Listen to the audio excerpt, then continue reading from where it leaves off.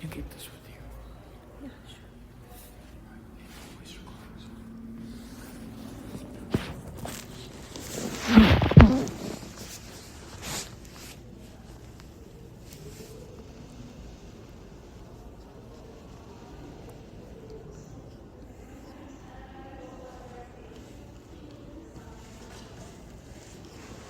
you want to start?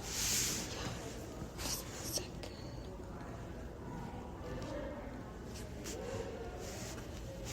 Yep.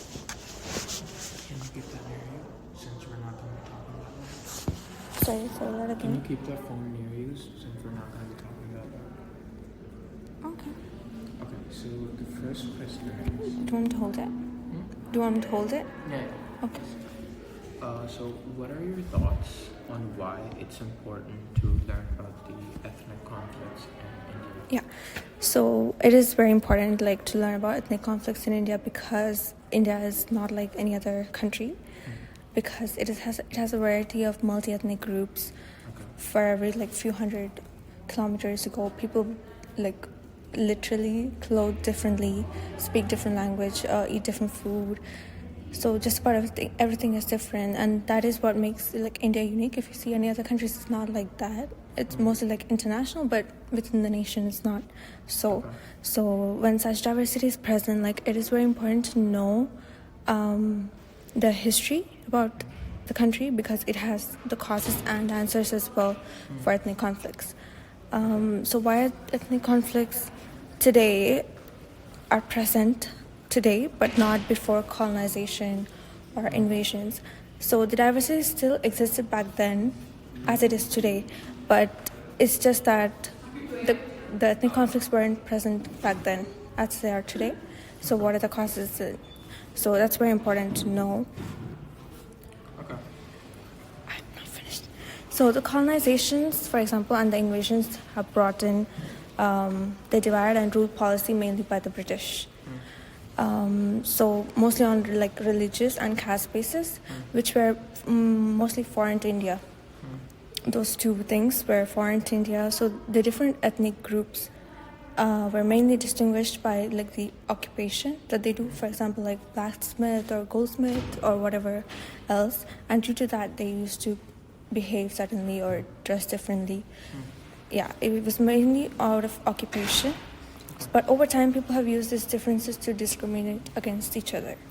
The discrimination started mainly as the colonizers introduced caste and religion, and these conflicts affect society as it creates tension and distrust between ethnic groups, and also give way to other actors such as politicians or international actors or anti-nationals to take advantage of the situation according to their own agendas. So the ethnic conflicts leads to unequal opportunities, obviously, Okay. and it can also lead to tremendous human suffering as well. Okay. Thank you for that. Okay, so in the topic of ethnic conflicts, have you personally or the people around you ever experienced or observed any ethnic conflicts directly? And if you don't mind, what was the nature of these conflicts and how did they impact your perspective about the society that you were in? So I personally lived till 6th grade in India, Okay. and then I came to Canada. So I personally didn't see any like major ethnic conflicts. Like I never witnessed anything. But it was mostly like political strikes and something related to politics in the different parties, but it wasn't like ethnic conflicts. But as they didn't happen much, I think most of the things that when I was there, it was mostly like some issues relating to like such as bomb blastings or like terrorist activities that mostly happened, but I didn't see any ethnic conflicts as such.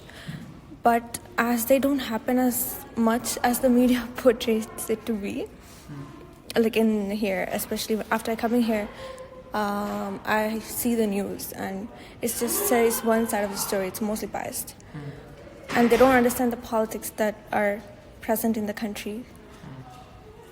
yeah, so the mainstream media is mostly glorifies everything as a national issue.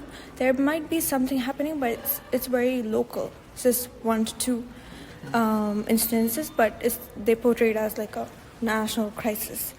So I think that's one thing that I see. And in reality, there's a conflict in, as I said, in only between one or two places. But the mainstream media likes controversy and the drama. So yeah, so the people who live in India, like, they know that there's no ethnic conflict on a regular basis, as I am the living witness to that. So, like, if you go on the street and like you actually live there, like, there's nothing that you can see on a daily basis. So the people, they know, but the media, like the Western media and Indian media as well, who take sides on these political narratives, they portray it as such. So people that are outside of India think that, some are, for example, minorities are being oppressed, but the reality is that there are a lot of fake and anti journalists that are being funded heavily by, according to research, US and UK funded international organizations that are spreading international and propaganda, you could say, and misinformation according to their agenda. So people take this information like at face value and without doing any research, and they believe it's the truth. And most people in India as well, they don't know. I think I've been aware of this only like a few years ago, like 5 years back. Some platforms are coming up and they're actually just showing truth and facts, and they're not just giving their opinions because I like this party or I don't like this party, but they're actually showing facts as to where the money is going, how they're using it. So some movies like the Vaccine War does illustrate the truth, and some other individual people that are also making a stand and just showing facts and speaking the truth. So there is raising awareness, and a lot of them are politically motivated, like vested interest groups, so which are really not good for the nation and the people as well. So. Good. I know you've touched on this, talking about the colonial legacy still persisting. Mm-hmm. But Yes. in your view, what specific historical events have significantly shaped the landscape of ethnic conflicts in India? It's definitely colonialism, but apart from that, I think the partition that happened in 1970s, 1970s, 1971, Bangladesh, yeah, and Pakistan, 72, right? Okay, yeah, 70s, I don't know the number, but yeah, the partition that happened, what was the question? Yeah, it shaped the landscape of ethnic conflicts, and obviously, if you know that there are a lot of protests when they introduced CAA, like the Citizenship Amendment Act in India. It's like a few years ago, 4 years ago. It had nothing to do with, as the protest said, it had nothing to do with the Muslim citizens of India, or their status does not change, as it does not affect the citizens of India. But it was about the minority persecution, not religious persecution. Right? Nobody really understood the act because it was a communication by the government as well, because they linked NRC and talked about CAA, so people got confused and whatever. But there was also deliberate spread of misinformation, as I said before. So, for example, that has nothing to do with the Constitution of India as it applied to Indians. It is giving an identity to people who were left behind during the partition. They don't have an identity, and they're still living from 1970s to now without an identity. So it was not about welcoming new people, because already there's no land for the population. So it was about minority persecution, meaning religious persecution, because the partition itself had happened because of on the religious basis. So yeah, and it was a one-time pardon that because you already stayed back, it just to give you an identity. Yeah, that was the case. So this should have been done long time ago after independence, but no other government who got elected did try to resolve this issue. So a lot of the student protests were misdirected at that time, and wrong communication happened by vested interests. And for example, like I remember this one anchor, like I was watching the news, and there's this one anchor who just shoved this microphone into a Muslim woman who was like literally crying, genuinely crying, and with a child. She was saying that we're all Indians, we're all Bharativasis, so why are our citizenship being taken away? And this anchor didn't say anything. It didn't apply to Indian citizens, but no one took the responsibility to, say the truth, and people just enjoyed this drama.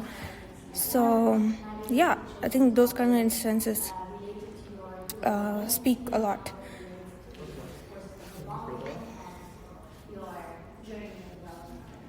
How do you think the current government, Narendra Modi's, has impacted these ethnic conflicts in India in terms of resolving them or even intensifying them?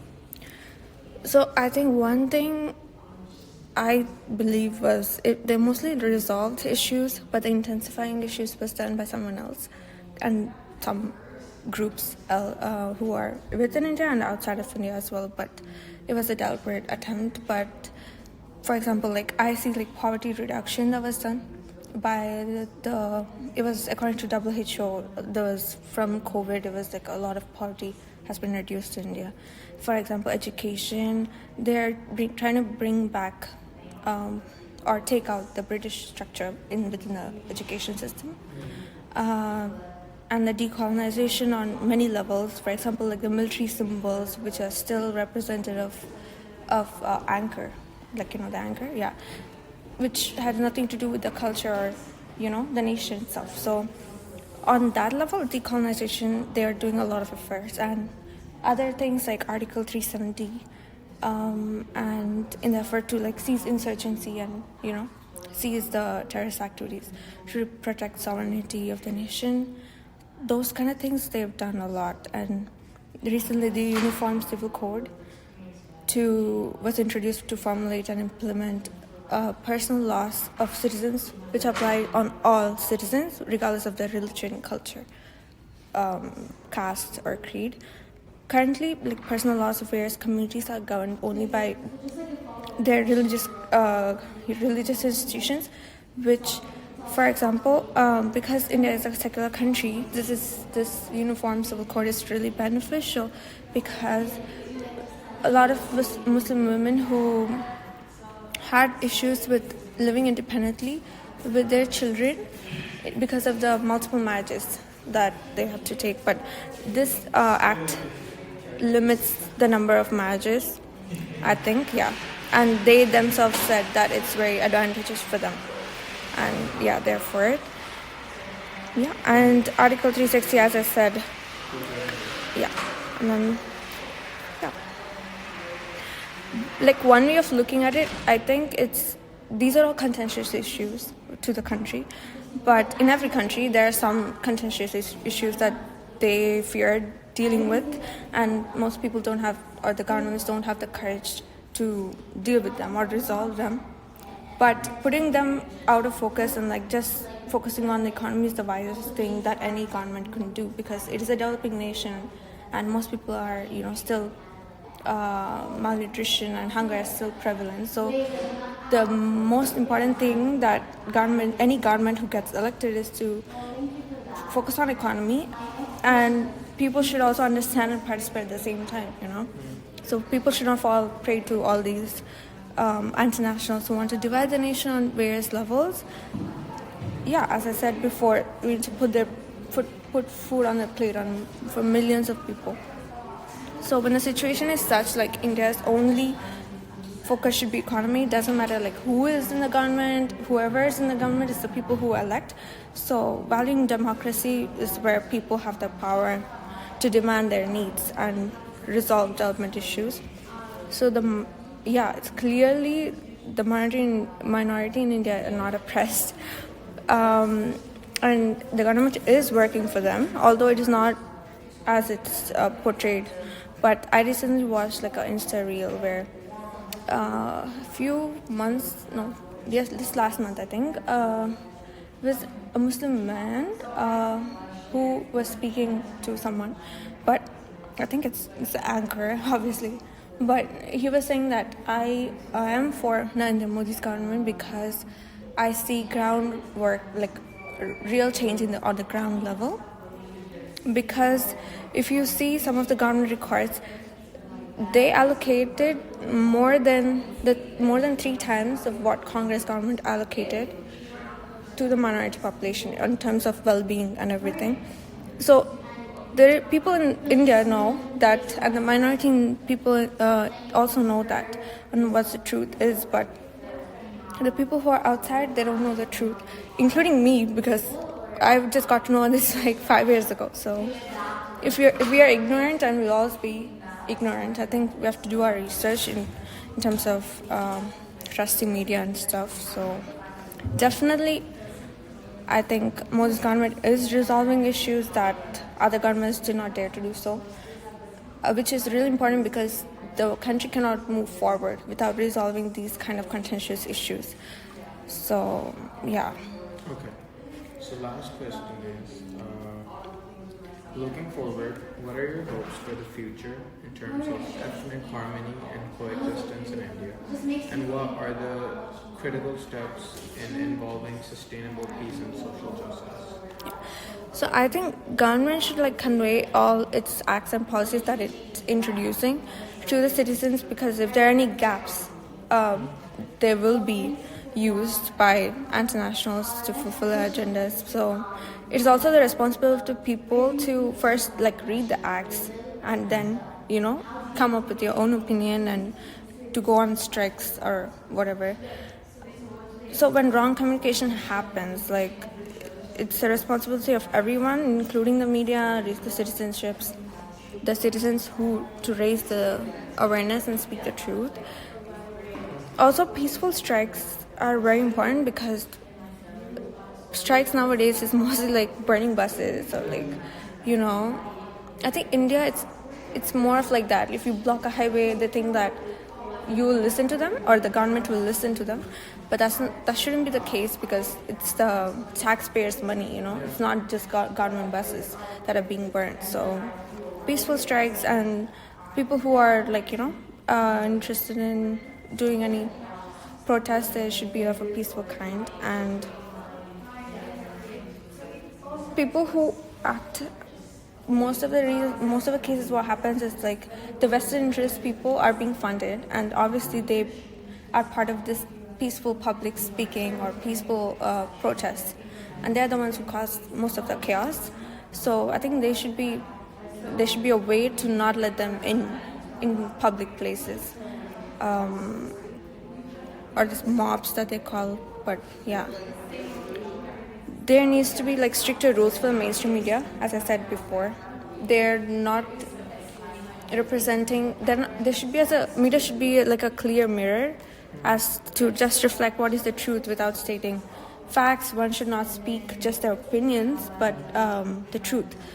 And there should be stricter rules according to the media, and because they're one sec. I already said that. If people are speaking for the nation, they need not be labeled as a spokesperson for this particular party or that particular party or the government, but more people must be for the nation and see whether the elected government is for the nation or not. And that's what importance, right? But people got used to this idea that if they make people's life miserable, they'll be hurt. So if there are disagreements, obviously there are places to debate, like the parliament and other places in the country, and not to make other people miserable. So if there are any, as I said before, keeping nation first and humanity first is important than what things that divide us. So yeah. That's it? Yeah. Thank you so much. Thank you. Thank you, Ashrita, for sharing. It was a good interview. Thank you so much.